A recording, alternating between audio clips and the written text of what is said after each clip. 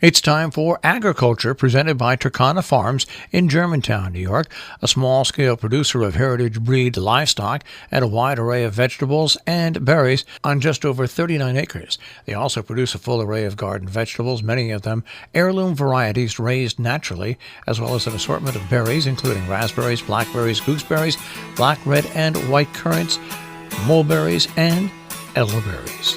And now, here's Mark Scherzer.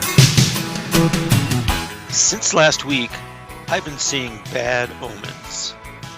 First, my Turkish pole bean vines, which had seemed to be thriving, had all wilted and died. Then, over the space of 2 days, all the leaves on one of my tulip poplars turned brown.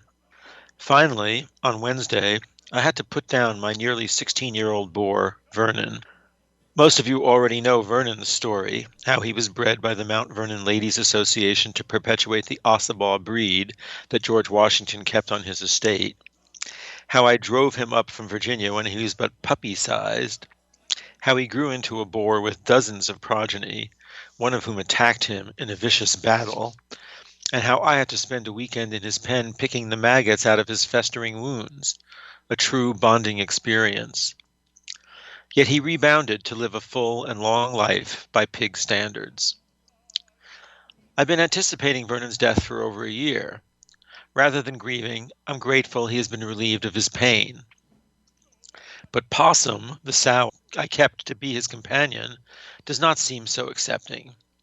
She ministered to him loyally as he ailed. Tuesday morning, when I found Vernon lying on his side behind his hut, Possum was lying nose to nose with him.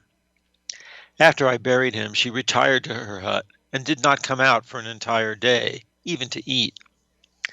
I assume Possum, a social creature, is lonely and depressed. If you have any room in your pig drove for a large, personable sow who's probably still able to farrow, please let me know. She'll go free to a good home. Why do I describe Vernon and the beans and the tree as omens, you ask? Aren't these just natural processes at work? Didn't I expect Vernon to die? Don't beans succumb to fungus associated with cool, wet weather? And don't tulip trees drop their leaves in midsummer if stressed? All true, yes, but oddly, they all have something else in common. Each had been a subject about which Peter, my late partner, thought I had acted unreasonably. The tulip tree, now between 30 and 40 feet tall, was one of a pair Peter and I planted about, over 15 years ago. I ignored his advice as to how to move the tree, and I dropped it as I was moving it to the planting hole, and the root balls somewhat disintegrated. Peter, of course, more adeptly kept the root ball on the other tree intact. From that moment on, he was convinced I had, through carelessness, doomed this tree. Sitting looking out from the screen porch, Peter would comment on how much better his tree was growing than mine. And now mine is brown. Well, his looks fine. The beans are with us thanks to seed smuggling on Peter's part, to which I objected. I remember standing in the pet and garden market outside the Egyptian Spice Bazaar in Istanbul some 10 or more years ago, arguing vehemently that he should not buy that seed packet. I even threatened not to visit him if he were jailed for smuggling. He ignored my objections, hid the seeds in his packed shirts, and planted them the next spring. From that first crop, he carefully saved seeds to plant the next year, and so on, an annual practice which I've continued since he died. And finally, the pigs. When our pig population reached 35, I declared the process too overwhelming and insisted we leave pig husbandry behind us. Either the pigs go or I do, I said. Peter replied, "Let me think about that," leading to nearly a year-long tug-of-war. When I finally prevailed and we set to selling off or slaughtering all our pigs, it was I who decided at the last minute that we had to keep Vernon, to whom I'd become so attached, and we had to keep Possum to keep Vernon company. Peter never let me forget my turnabout. I don't believe in an afterlife or in ghosts, but nevertheless I've had this nagging feeling through these coinciding events that Peter's spirit is signaling something to me about my bad decisions and how the whole farm will fall apart as a result. Even before these events happened, at my friend George's suggestion, I spent most of a session with my therapist figuring out why I choose to do so much on the farm by hand, the hard way, without assistance. Why won't I use the riding mower in the summer and the snowblower in the winter? Is my opting instead to use the gas push mower and to shovel snow by hand really about the satisfactions and health benefits of hard physical labor? Wouldn't I be happier with the shape of the farm if I engaged in some labor saving? We concluded that while I do truly love the labor, I also feel a fair amount of guilt about having the farm.